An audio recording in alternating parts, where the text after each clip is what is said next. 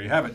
Okay, so if you didn't get it from the movie, what's kind of interesting about this, and it was also in the interviews too, is that it's called Smallfoot, so it's the reverse of the legend of Bigfoot. Exactly. So the whole story is that these Yetis live on the top of this mountain, and there's a ring of clouds around it. Yeah. And they kind of have this, I want to say prehistoric like civilization where it's like they think the sun won't come up unless they fire a slingshot, and so.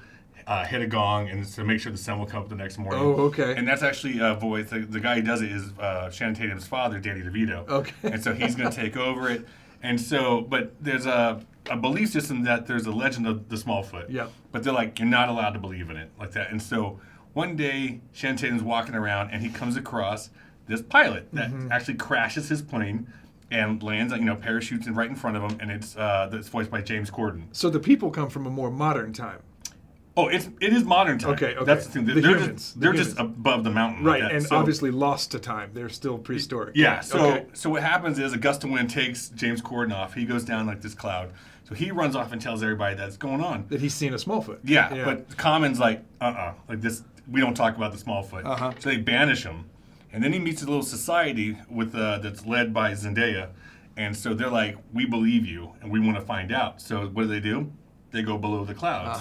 And so they go find out. Now, I won't say much beyond that because I don't want to ruin much. So it's an exploration movie. It's a worlds colliding movie. Yeah, exactly. Now, the first thing I'm going to say that I loved about this movie is that the Yetis and the humans cannot communicate. They don't talk to each other. So when the Yeti talks to a human, he's just roaring at him like like a lion. Yeah. When the human's talking to the Yeti, he sounds like a mosquito. Oh, that's like, great. Like nuts. So they play with the perspective. If you're in the head of the Yeti, that's what you hear. Because you can't. They won't understand each other. They don't speak the same language. Sure. So there's that. Now the one thing I always hate doing, but I always have to because you got to compare Pixar to everybody else. I'm sorry. Even Channing Tatum mentioned Pixar in your interview. It's true. Yeah. You have to do it. And he was right in the interview because like this one does not take itself too seriously. Yeah. It is very goofy. Yeah. But it doesn't take itself to make it stupid. Okay. Kind of forgettable? Yeah, a little bit. But when I mentioned Pixar earlier, because when you see a Yeti, the first thing I notice is the fur. Yeah. And the first thing I thought of was Sully from Monsters, Inc. Yeah. And like how like it waves and stuff like that. That's true. And it doesn't, it's just so funny how old Monsters, Inc. is, and they still can't get it right. The other problem with this movie is that there's a lot of exposition in it. Oh, we hate that. Yeah, so it's just like this and this, and it's just like segments, and you're like, okay, just do something like that. Get on with it. So it's, but there's one thing that kind of like just pulls the brake lever on everything. Songs. It's the songs, because they don't really, like, usually songs drive the story forward, and these are just like, they're just singing. Mm-hmm. They're just singing to sing like that, And so it's not like they're terrible songs. It wasn't facepalm like Hotel Transylvania. Well, yeah, I mean, and then Channing Tatum can sing, he said he can't. Yeah. Zendaya can definitely sing. Common can sing. Of course. I wish they got Danny DeVito to sing, but they didn't. And James, I want to hear that too. And then James Corden actually sings a parody version of Under Pressure. And it's pretty interesting. Both parts?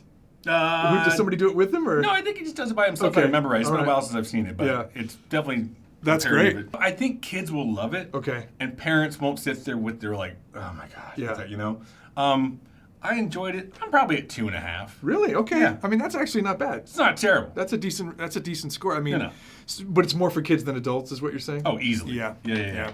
So go check it out. Okay. I don't know if I would race to the theaters for it. Maybe I'll wait. Maybe rent it on, on demand or something like that. Save a couple bucks if you got a bunch of kids. Yeah. So there you have it. 2.5 stars for Smallfoot. At least you got to meet a bunch of cool people. Yeah, it was a lot of fun. Yeah. So there you have it. We'll review more movies on Big Movie Mouth Off next week.